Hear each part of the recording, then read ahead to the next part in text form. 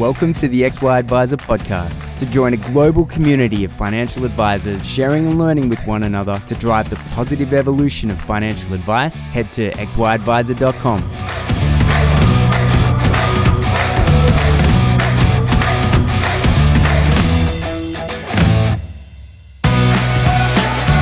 G'day. How's it going? What do you know? Striker like Clayton here from XY Advisor.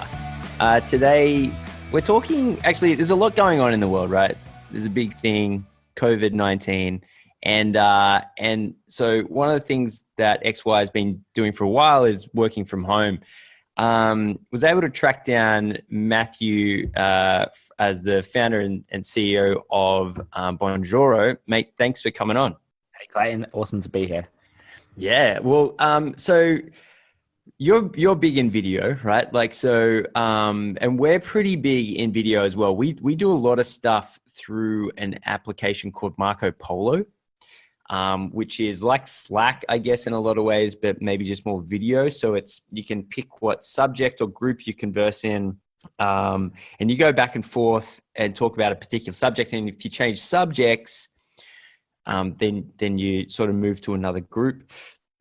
We find that works really well. We do the majority of our work as remote, but this is something that advisors and really everyone's going to have to get their head around in the short term. One of the things that I've used Bonjoro for a little bit is talking to external people via video. So it's almost like I use Marco Polo for internal, but I don't really want to have to tell other people to have to go download an app so I can talk to them, right? So Marco Polo works really well, sort of person to person when you're talking frequently. But Bonjoro, the advantages I found with Bonjoro were the person doesn't have to download anything to receive my messages, right? So it's an efficient way to speak via video.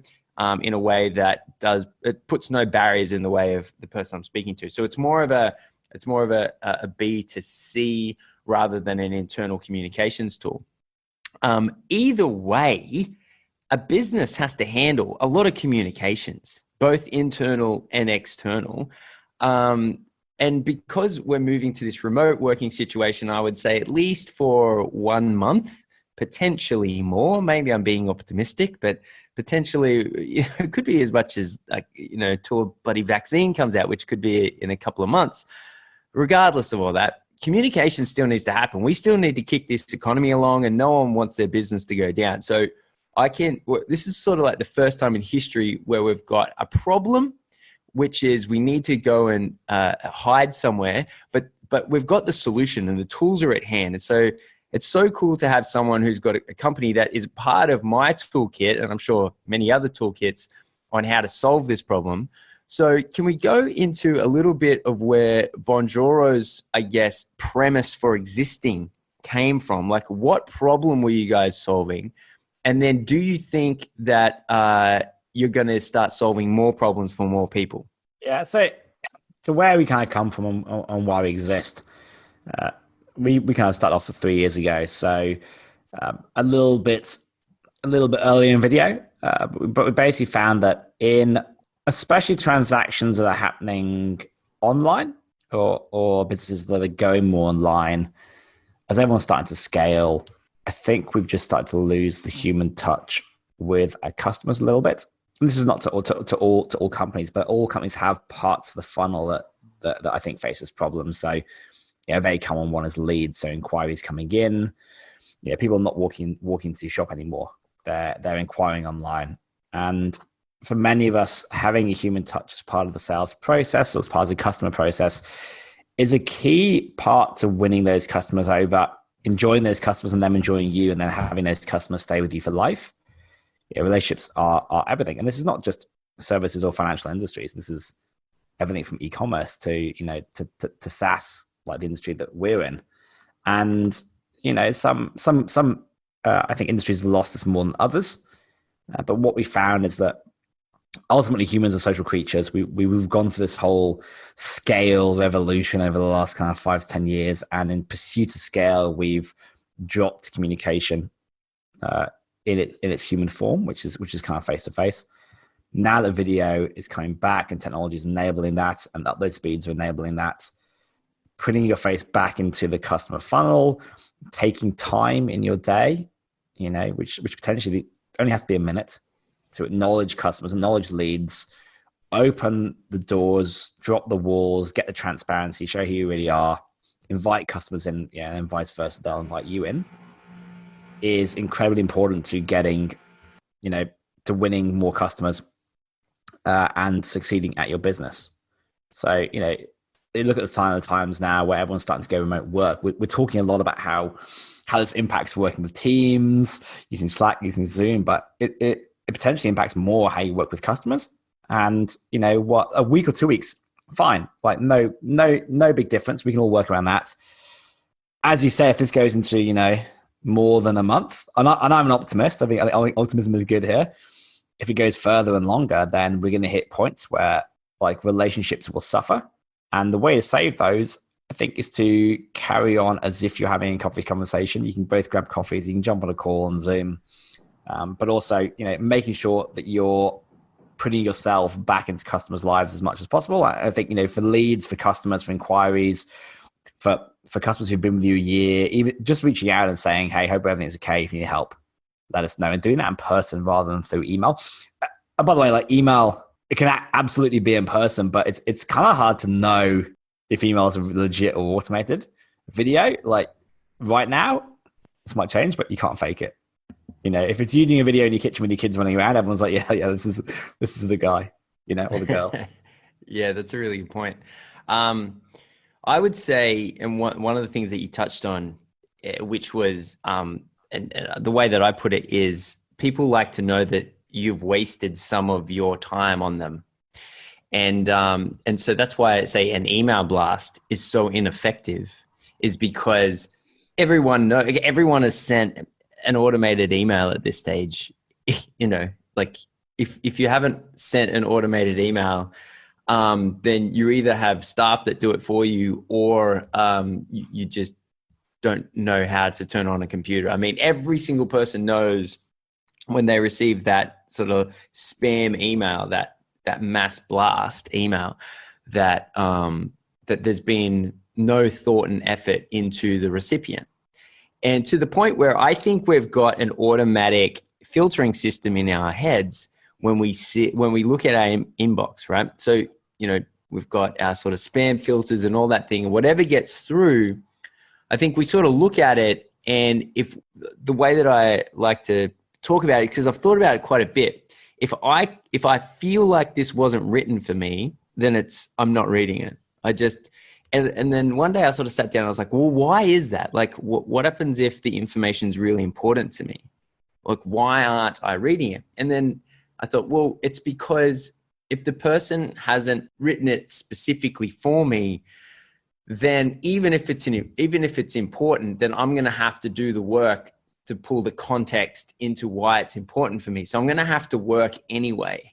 And realistically, if something's important, then I'm going to find out anyway. And so why would I spend my time reading every bit of information that is potentially for me or potentially not for me, when I can just get the same output from maybe a friend will tell me. It's as simple as that, right? So if something's important for me, I'm going to find out eventually anyway.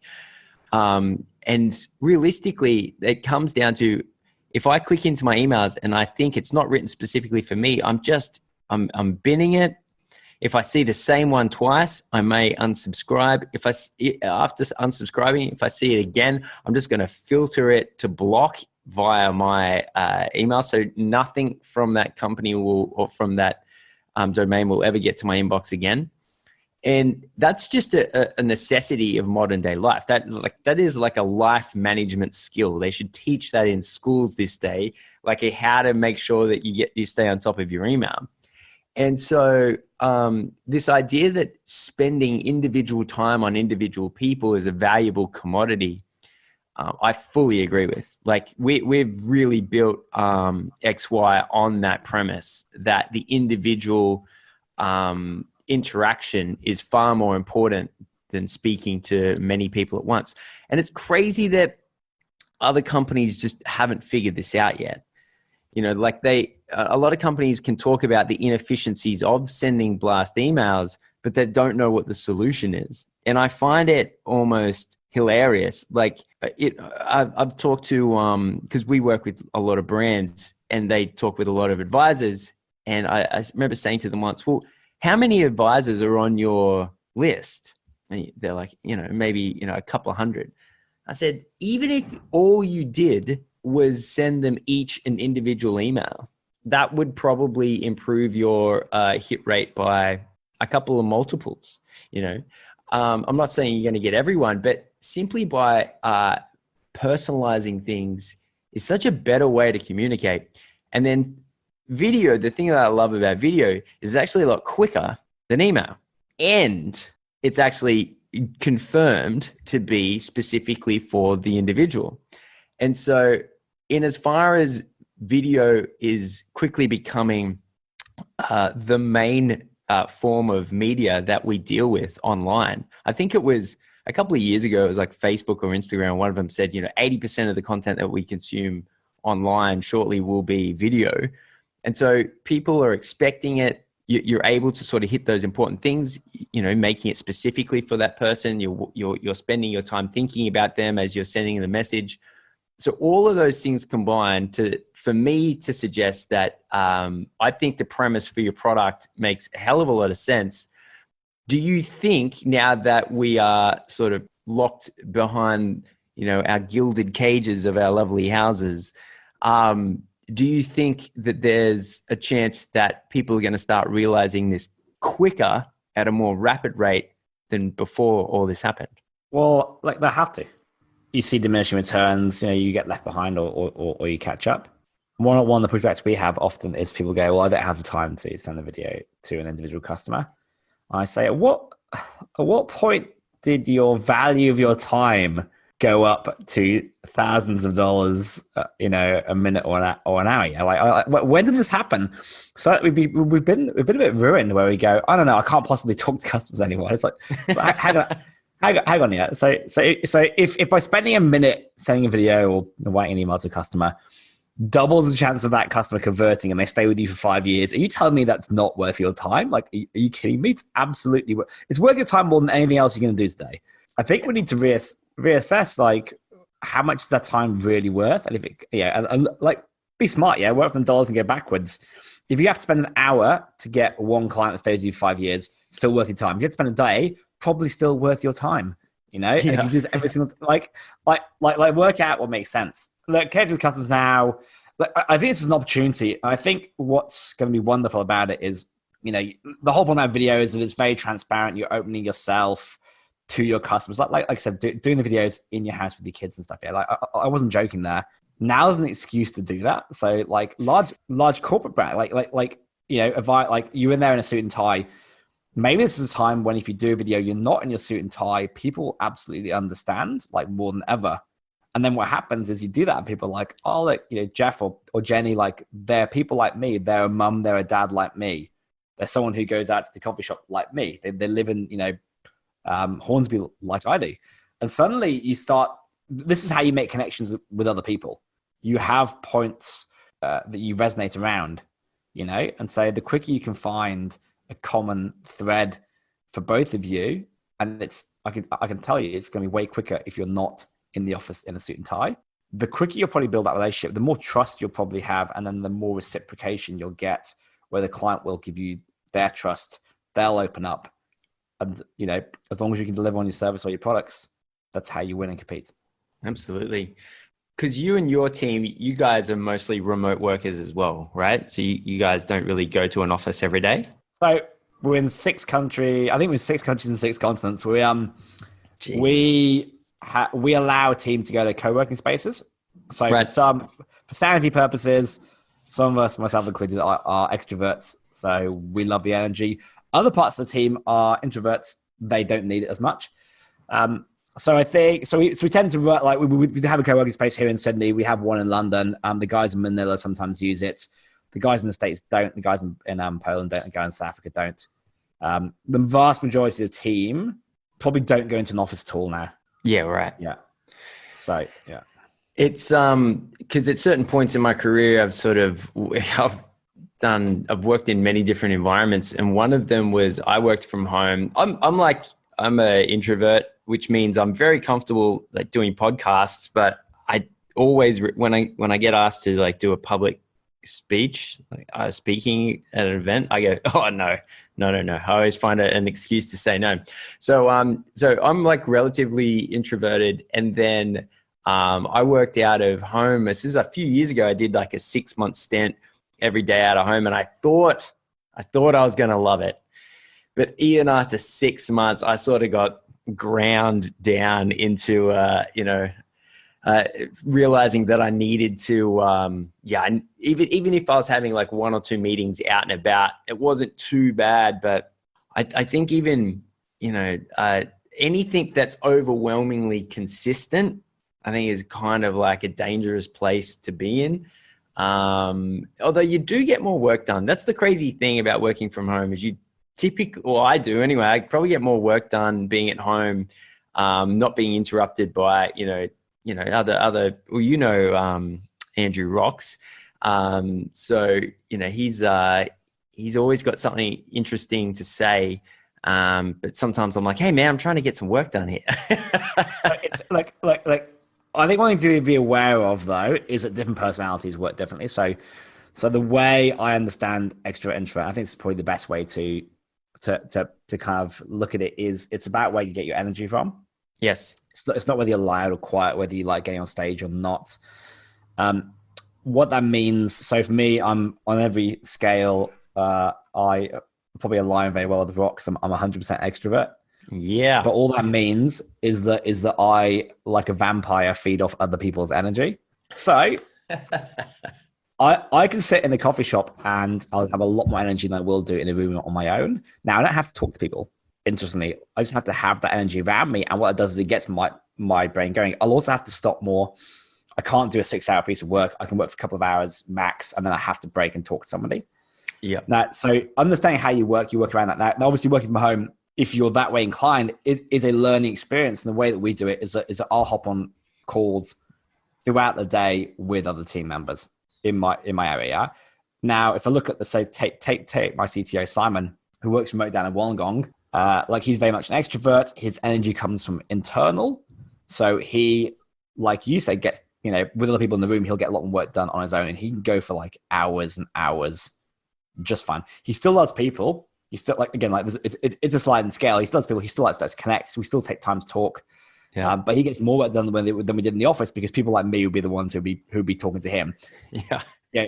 Of a day, we get the same amount of work done, but the way we work is different. So I understand this, especially if you're a leader with your team. Understand, especially out of the office, that different people will work different ways. What works for one will not necessarily work for another one. And for yourself, like I say, like if you're an introvert or an extrovert, you're still a social creature. You're still human. You'll still need interaction, and that shouldn't just be your wife and your family. Yeah.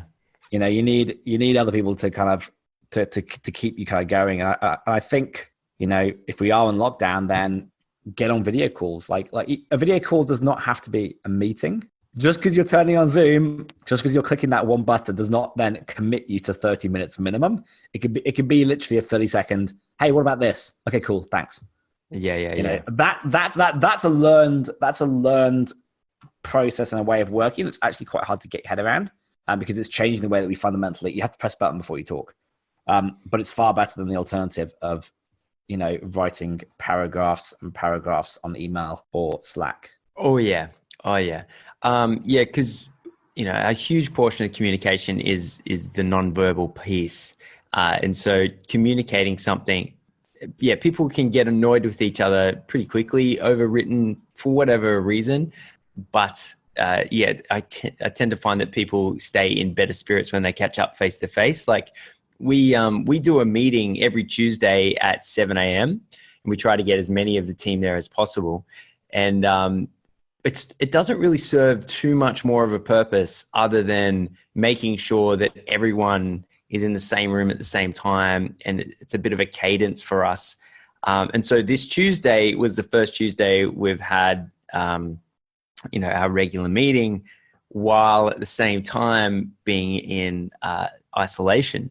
And so, it was a case of making sure that we jumped onto Zoom and catching up that face to face. And the abilities to get communication across efficiently and effectively, I find using video to be insanely more, I guess, efficient and effective.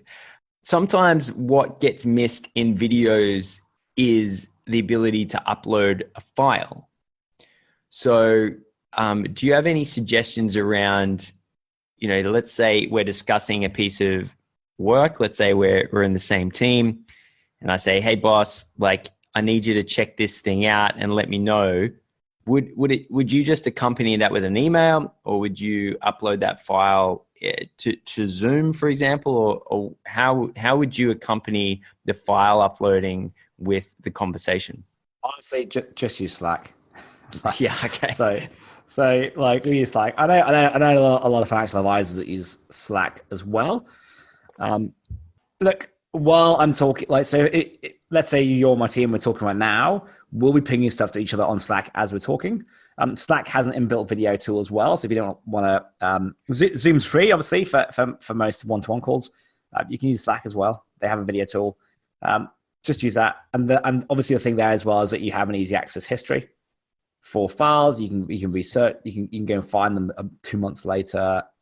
It's good for comms anyway, and for, I think, security and kind of paperwork as well.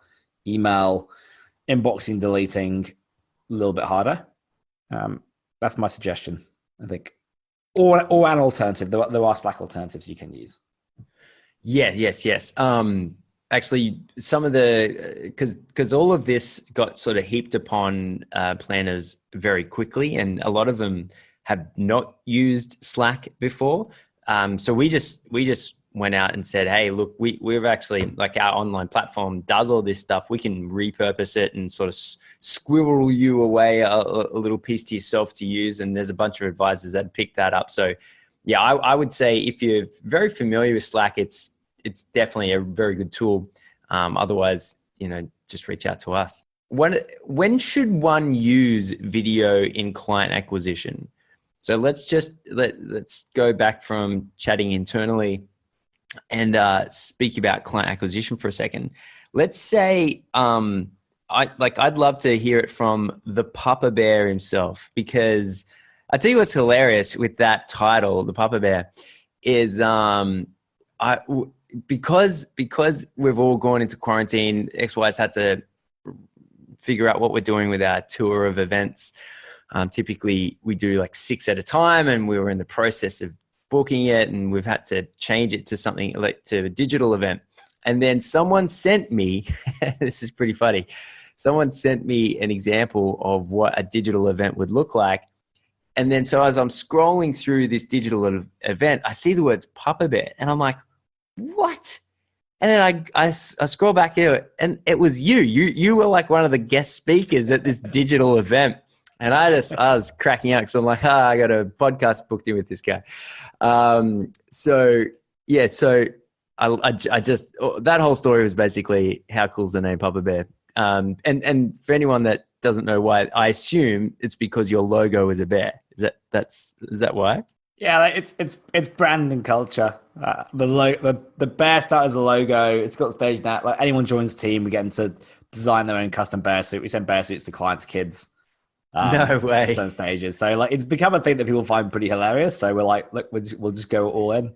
Okay, fair enough. So I'm keen to hear from your point of view, when should someone use video in terms of client acquisition? Because, like, if I go through in my mind what the steps are when we're speaking to a potential client, and our potential clients are large companies, big brands, right? So we would say, hi, or they might say hi, or however the introduction is, and we catch up for a meeting, we'll discuss some things, confirm some things, catch up again, present some things, get a client. When would you put video in there? Yeah, so there's a couple of areas, and this is the test, by the way. Like anything you try that's new, my advice to everyone is test, because these things are not one size fits all. Yeah. Do not use it for cold outreach. Number one. Definitely, I can tell. 2 reasons. One, can be weird. It's not necessary to say that it is. I do see some things like charities and stuff use it well, but it's more the fact that look, doing videos does take time, as we've discussed. Cold outreach is a low converting way to get in touch with people. So if you have to send 100 emails to get 2 responses, maybe with video you get 5 responses, but is that worth the extra time that you input into that? Yeah. So ROI on time here. Second touch point. So I say pre-meeting. So once someone's come in and they're interested, you drop a video through before if you're not doing a video call as your first thing you do, it's basically saying like, this is me, this is who I am. So look, just want to introduce myself, say hi, and then say, hey, look, I'm really looking forward to catching up next week. Obviously, these days that'll be on Zoom. The other thing is actually to get people to book meetings in the first place. So an inquiry comes in, you send one of these and say, hey, look, I saw you just came in, working from home this week, etc. I'm including a link to book a Zoom call with me. I'm including a Calendly link on the video. So they watch the video and they click on the link and then off you go. The fact that you take them time to do that straight away, they're instantly like, oh, this person's good. I trust them, assuming you have a trustworthy face. And if you're being genuine, and this is the point, is that like, if you're genuine, you care about customers, like it absolutely comes through. So I'd suggest that stage. What that means is that when you then start the meeting in a coffee shop on Zoom, they're like they already feel like they know you. Yeah. So there's no like, who's this person? Like, there's no like shock of like starting. It's like, oh, yeah, hey Steve, hey Jenny. In coffee shops, people are like, oh, there you are. Like they call you out. That's what I suggest. The other thing is a follow up. So I think after meeting, if there's next steps to be taken in the funnel, such as accepting a proposal, having a second meeting, doesn't hurt someone there and say, hey, look, especially if they're lagging a bit, they're taking a couple of days to come back. You someone in and say, hey, I just want to check that that's all good. I'm linking the proposal again. If it's cool, go ahead, accept it. If you have any questions, just let me know. And that fact that again, you're being genuine, you're being transparent, low reciprocation tends to be more effective for getting people to go, oh yeah. I can't leave Matt hanging. That's a bit, I'll get back. Where do you out of all of those? So if I think about my process again, we've got sort of a bit of a long process, but I guess that's because we're helping huge companies solve big problems. So it doesn't happen too quickly. But if I think about in terms of a financial planning process, it would be the client comes in, take a fact find, go through and figure out what it is, or the kind of advice that they need. Typically, in a lot of times, they'll sign up on the spot. But one of the things that I've sort of spent a bit of my career learning about is buyer's remorse. And so after the point of time where they make the decision, sometimes they just need reassurance after they've purchased in order to make the whole experience a bit cleaner, nicer, handheld. Would you think that after a purchase has been made, that a video message to them just to say, awesome to have you on board, reiterate their problems, reiterate, some potential solutions, and give them a bit of reassurance that they've just made the right calculated decision, right? So because even, the best decisions that are made with the most amount of due diligence, there's always still a little bit of like unsureness, I guess, attached to it. Have you heard, or would you imagine sending one as a confirmation of a secure, now ongoing relationship as a good use of video? Yeah, so we actually get used at 3 stages of the funnel. The first one is lead conversion. The second one is what we would term as activation, right? Which is what you're talking about. So we see this in our industry too. So take an online platform where you've got clients coming in. We'll do thousands and thousands, yeah. So it's a big funnel, and what will happen is people will pay, and if you don't then get those clients to be happy with their purchase, this is the buyer's remorse side. The second part is actually to get set up correctly and to understand fully what it is they've purchased. Yep. So they might buy on a sale, and then again, and they're like, yeah, I'm still confused. The other thing is they might not therefore then go and make the most of the offering in typically the first 2 weeks to 3 months. And what you will find, maybe this is slightly less relevant, but with us, with online companies, it's actually a lot easier to cancel. So we actually hit this a lot harder. People can cancel any time off any plan. So it's something that we focus on absolute load is most people who cancel are people who have not activated in those first 2 months. Yeah. So the same thing. Yeah. They either haven't got the value, they haven't used it, they haven't taken advantage. 2 months later, they go, why am I still paying for this? Or potentially buyers more. So this stage of the funnel, again, like I think activation is a good word for it because you're activating them to make sure they're in, they're understanding it, reassure them, but also like do your damn hardest to make sure they are taking advantage of everything you offer, that they're set up. If they're not, get in the call and be like, hey, look, I know you're a paying client, but look, I'd just like to give you another half an hour time just to make sure, because I don't think you've quite got this part done. Let's make sure you're getting the full value there. And clients, the other thing is it's also customer service excellence at this point. So you're going above and beyond. You're preemptively spotting where they're going to have issues, and you're stepping in and saying, hey, look, we just want to help you here, make sure you're good. Like, not a lot of companies do that. People are like, I've got your money. Like, this is great. Like, off we are to the shops. Yeah. You're stopping and saying, look, giving us your money is the very first step. Yes. And probably the least important step. The important stuff starts now.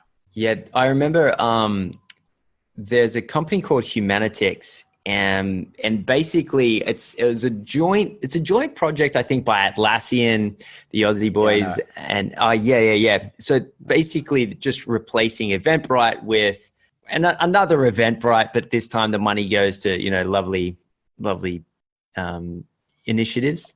Yep. And I got a call from the team once, and we ended up chatting, and I was thinking, this is like really good customer experience, but it's taking this person way too long, and also they're not getting through with all of their calls. And so I remember chatting to this guy, and I was like, look, what you've done is excellent, but what happens if A, I didn't take calls from unknown numbers, and B, by the time we finish this conversation, it's going to be 10 minutes, right? And realistically, like we're not a huge events company.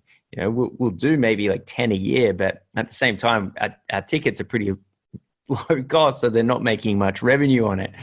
And I end up telling these guys, I was like, hey, look, you should, to achieve what you're trying to achieve, you should be using Bonjoro. I remember actually talking to these guys about your company, and it's amazing for the people that want to do good customer service, there's even better or more, I should say, more efficient ways to do it. Because like at the end of the day, I don't know why people feel a little bit intimidated or scared to provide good customer service. Do you think potentially it's along the lines of why set the bar so high that I can't live up to on an ongoing basis? Have you ever sat down and sort of thought about why people wouldn't want to produce high levels of customer service? I think it's inexperience, to be honest. I think it's probably not understanding the level of impact it can make. So we have a pretty high, like we've done a little bit of NPS, love it or hate it. I think we're around about 70, which is pretty good, yeah. But we specifically hire. So we've always had good customer service, but as a culture, we enjoy our customers. We provide the best service. When you start a new company, and we're very much an attitude of like, get stuff out the door fast, even if it's not completely built. You need to have good stuff to support that, because things will break. The overall value is better to the customer and the company, but we'll do this. But then we've like hired people in like say States, UK, South Africa to make sure we have 24-hour coverage. Now, I can tell you our business wouldn't be here if we didn't do that. And as a young company, it's the way we succeeded. I do think startup companies, and this is advice, this is services, like new companies tend to already be better at this because they know they have to do everything for customers to win them, and every customer is important. As you start to scale, you probably lose that connection with customers. I don't think this is necessarily, I don't think you're being nefarious or anything else, or making bad decisions. I just think operationally things get lean. You're chasing after like new clients are always the thing that people focus on because it's new and shiny. Despite the fact that it's 7 times minimum, minimum 7 times more cost effective to get $1 off an existing customer than it is to get it off a new customer. You need to experience it to understand the impact it makes in your business. If you're not doing everything you can for customer service, do it. And if this means putting in an extra hour a day, do it, because it will pay dividends. If you need to outsource that customer service, you can do. So there's a thing that we do our customer service in Western countries. So South Africa, UK, States, and here, specifically because we know there are biases about outsourced customer service. Now, do I agree with those? No, I don't. Is it a fact of life? It is. So given the fact that most sell to Western countries, we've done this. That said, Amy in the UK is half Filipino, but she's British, yeah? She's originally come. So, we've kind of played around that a bit. It's just a fact of life. But you can still do customer service cost effectively. Build it into your process. This is the thing, yeah? Like if you make it a process, the cost drops because it operationally becomes a lot easier to do. I don't know if it is a fear that people will have to live up to it, to live up to a bar. You should set the bar high. You should live up to it, and then next year you should beat it, and then next year you should you should be setting that bar high, the bar high. Like your customers deserve that. If you're a customer of someone else, you deserve that. Set the bar high, smash it. A lot of companies don't do that. The average NPS of a corporate is -40 or something. Opportunity. It's a great opportunity. Win. It's the easiest place to win. It's pretty cost effective. It's not hard to do. Anyone could do it from day one. Yeah. Don't be afraid. Do it. And there's not a lot of competition for great customer service. I'll put it that way. Thank you so much for coming on. Really appreciate you spending your time to walk us through some of that stuff. Yeah, it's a really interesting, I guess, moment in time where a lot of companies are going to be working remote, and your tool is one of a handful that I could imagine should be getting used by everyone. Can you please just let us know what your contact details are? If there's any advisors out there that want to reach out and say hi. Yeah, so the best thing to do is to hunt me down on LinkedIn. So if you type in Papa Bear, I'm pretty sure I'll be one of the 3 people that you see on the guy in the bear suit. Reach out if you want to chat to me about it. If you like some advice, especially on remote working stuff, let us know. We're here to help. We've done it a long time. I had a lot of help getting where we are today. If you want to try Bonjoro, if you sign up, you will receive a welcome video from one of the team somewhere in the world. So if you want to experience it firsthand, give that a go. Just see what it's like, and then maybe the penny will drop for you. And if you want to try it, if you are Australian, I don't mind saying that we give extra special care to our Aussie customers. Ooh, look at that! Nice. All right, mate. Well, thank you so much for coming on. Really appreciate it. Awesome to be here. Cheers. Bye.